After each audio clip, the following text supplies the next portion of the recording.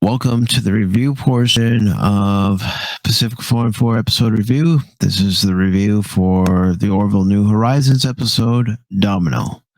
This episode starts off with an alliance between the Kalon and the Krill. We see Talea again, we see the Mocklin ambassador, and they arrange a new alliance. Meanwhile, and if I don't give away everything, that's fine. If I get out of order, I do apologize. But meanwhile, on the Orville, they're working on a new weapon. This new weapon has destructive capabilities, and they're actually testing this weapon at Talea, and it works flawlessly with what they needed to do as far as an invading Kalon force. So the next plan is to present this weapon to the Kalon as a way of saying, back off. We've got something that's going to make you think twice about attacking us. And let's see. All right. You've been warned, but I know you're going to be over there on Nerd Portal's channel, so you've been warned.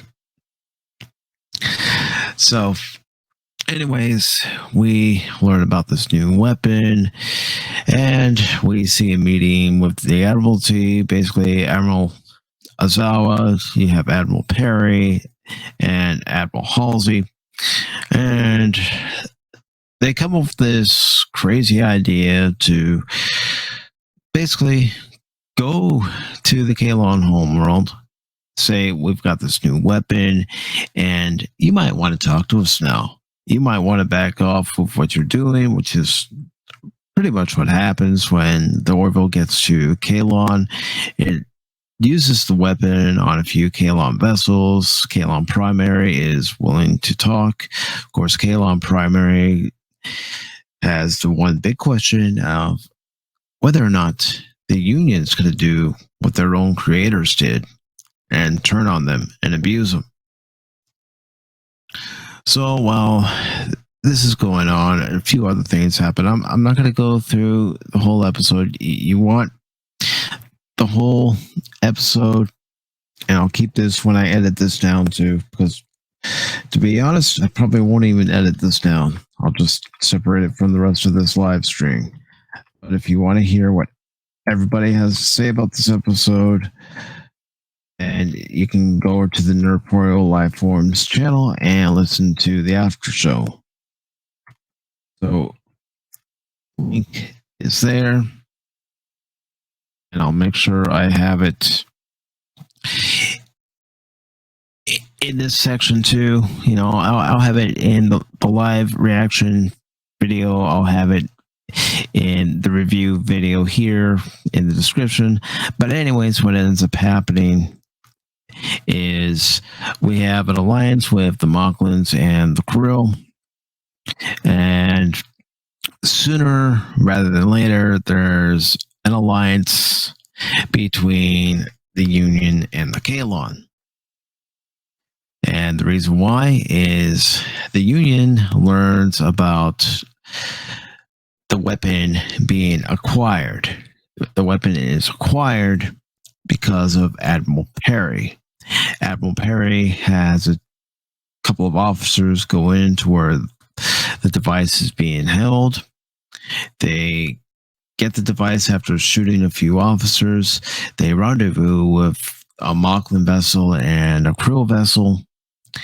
And now this device is going to be taken to a base, a Mocklin base, where this top scientist is going to research the device and produce a quantum core on a mass scale enough to power the device to destroy the Kalons within 10,000 light years.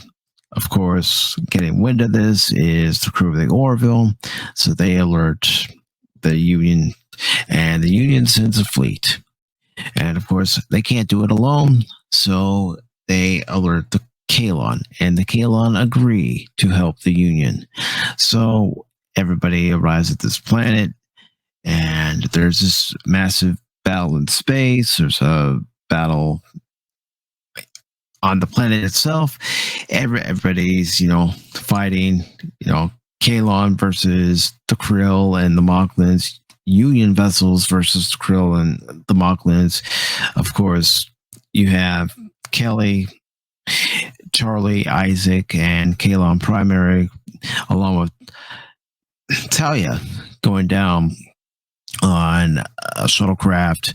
They come under fire. They're being escorted by the pterodons. We actually see the pterodons in action. There's a squadron led by John, and of course Gordon's there as well, and there's a few others.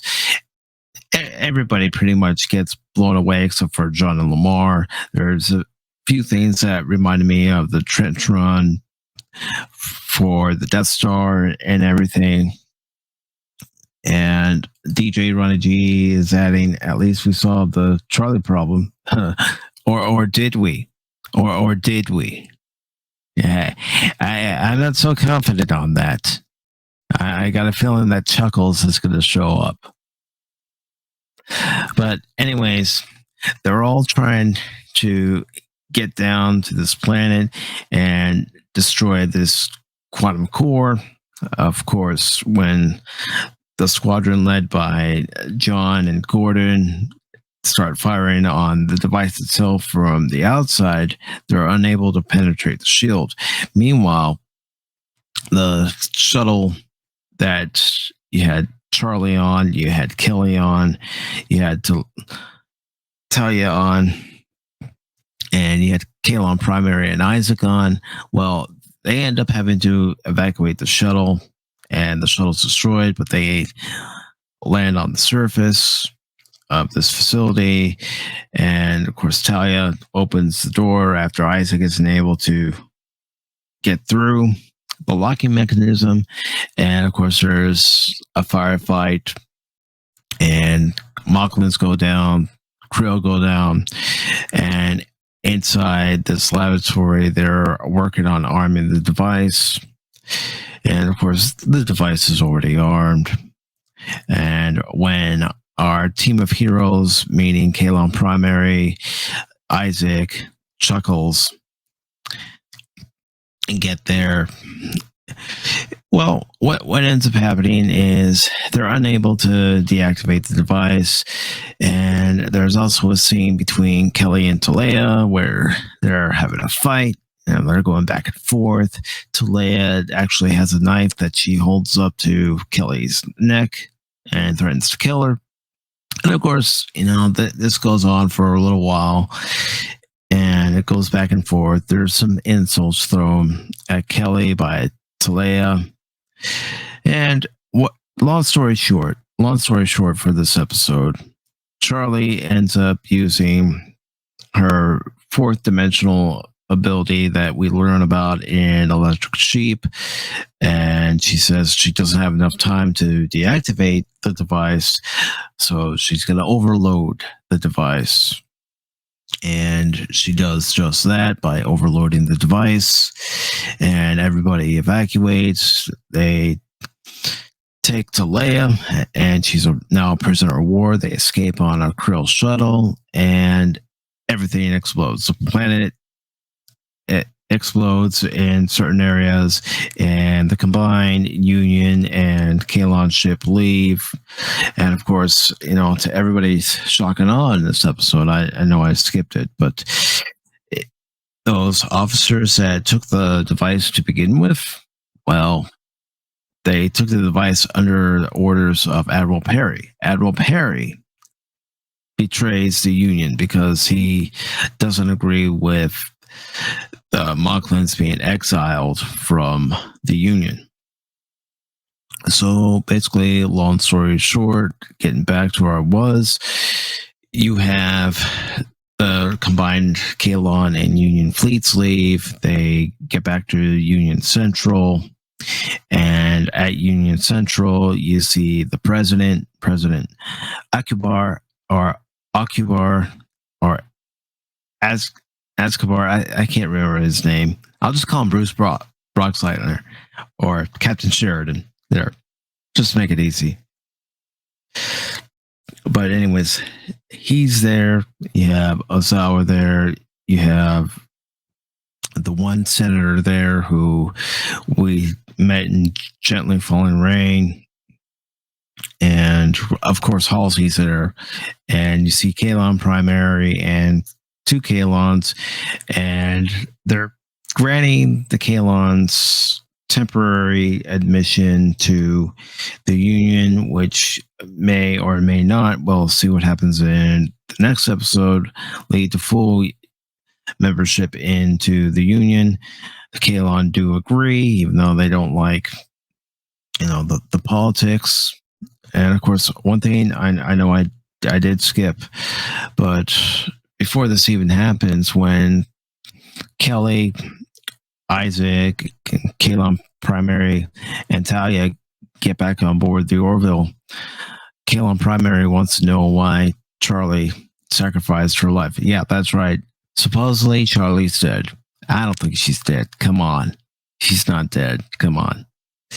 But anyways, he wants to know, and he's told why. He's told that Charlie did it to save you. She hated you, but she did it to save you. So, you have that. And, there's a scene after the Kalons accept temporary membership into the Union that it's between Talea and Captain Mercer. And, of course, Talea knows that she's being taken to Earth. She'll answer for war crimes. There's exchange basically about their daughter Anaya, about her future. Of course, Talea says she'll be taken care of. Don't worry about it. And that's pretty much where the episode ends off as far as that storyline is concerned. And the last thing we see is the funeral for Charlie.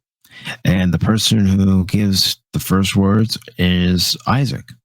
And he just basically recites what Charlie said in Electric Sheep, that she likes pancakes with butter and all that. So this was a very interesting episode. I wouldn't say that it's a 5-star episode. I don't believe it is. And the reason why I'm kind of holding back on what my rating for this episode is because I want to see what happens in episode 2. But if I have to rate it by itself, I'm going to give it a 3.5. 3.5.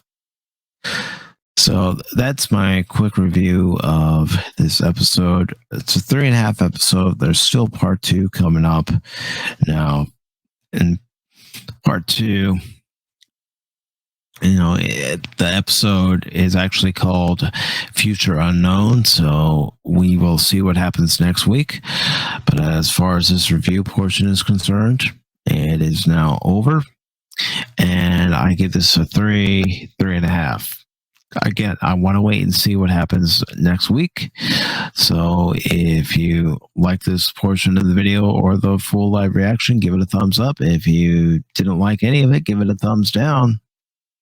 And I will catch some of you over at Nerdpoil Lifeform stream, which I will highlight where that stream was just by reiterating what I already put in the chat.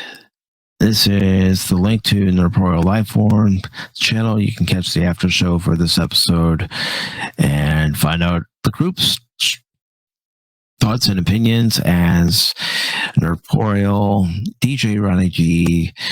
Hopefully Spock's able to meet us there tonight. We'll also have Clobbering Times over there, Anti-Derivative Jill, and Mark D with a C. So join us over there, and I shall see you.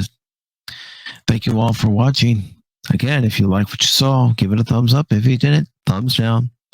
And have yourselves a great morning, great afternoon, great night. And remember, I'm not just a baseball guy. I'm an all-around guy. Good night, everyone.